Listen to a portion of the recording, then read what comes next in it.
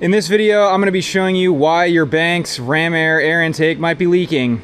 Let's get into it. To be honest, I really didn't want to make this video. I have a lot of Banks products on my truck. I have the ram air diff cover and I have the iDash, and I really like them. I had the intake until I realized it was leaking. And I know, like, they should probably be doing the quality control to catch this.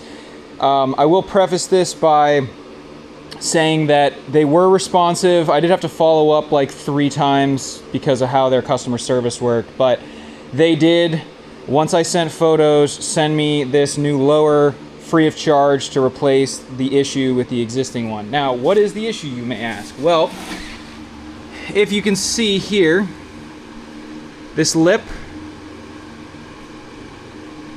what was happening was when you put the air filter in, has this ring, it's supposed to sit on top of that flange, and then you put the foam ring around the top, and then you get a positive seal so that no dirt or debris gets in. In this one, and I might add, I purchased this through Extreme Performance Diesel.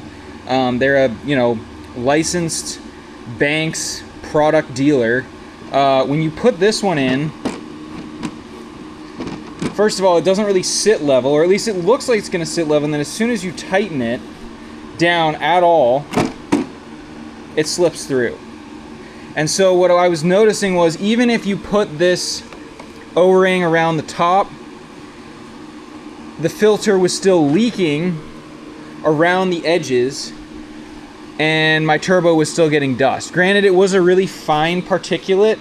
I didn't find anything big in there, but there was way more gunk in my turbo than there should have been. You know, for all intents and purposes, I could have just run an open air intake or no intake and no air filter, and I probably would have gotten the same. And so, again, I'm not making this video so much as a Banks smear piece. I think they make really good products. I think this was a slip up. Personally, I think they should probably make a video saying, hey, you should go check your air intake to make sure it's not leaking. But now I'm making it because I know a lot of you watching this have this intake. You've gotten it installed somewhere. It's a popular aftermarket add-on. And, come to find out, could be faulty, because it was faulty for me. So what I would suggest you do to check your intake is to undo the 4 bolts, take the intake, the upper part of the intake off, disconnect it from your intake manifold, and put a flashlight in your turbo. I took my truck in to do a serpentine belt and an idler pulley at Tardif Mobile Service, and Liam actually was the one that found this. I did not find this. This intake has been probably taken apart by 2 or 3 other techs and myself, and I didn't notice it. So I can't give any credit to myself for finding this. I probably would have kept running this because it's just such a small difference, It's like having the air filter sit level and, leave no gaps versus this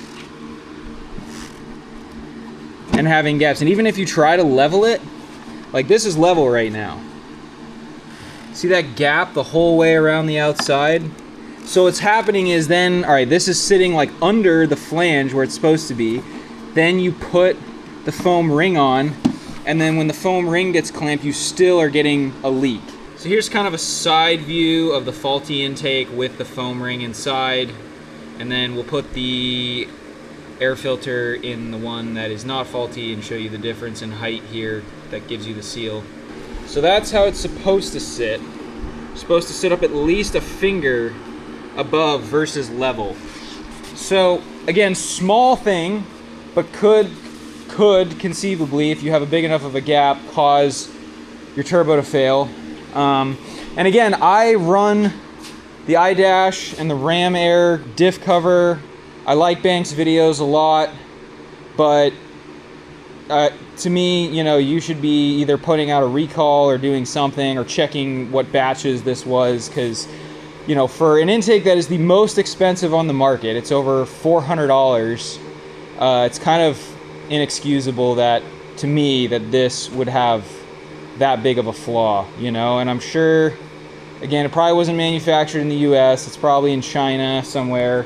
But, you know, this is kind of the price you pay for going aftermarket. And I think it was FreedomWorks that put out a video about aftermarket intakes. And I mean, case in point right here, if I had just left the OEM intake that Ford intended to be on there, I would have been fine.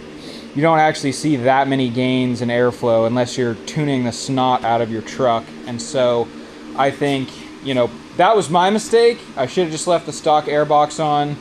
And going forward, I'm going to go with an option that's a little bit closer to OEM.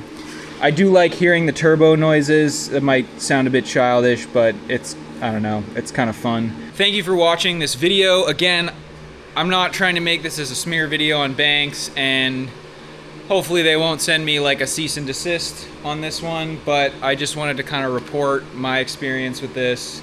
Obviously kind of disappointed, but it's an air filter, so, you know, before you make big claims about your filter getting all this extra airflow, you should probably just make sure it doesn't leak.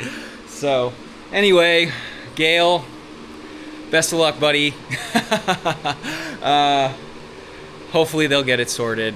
Hopefully they will. But anyway, thank you for watching. Please subscribe. I do a lot of product reviews, and I'm just an owner of a 1967 Power Stroke, and I'm trying to put as many miles on it before the engine dies.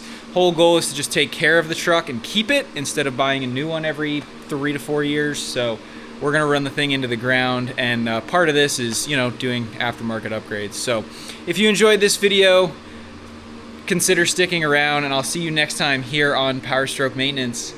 Cheers.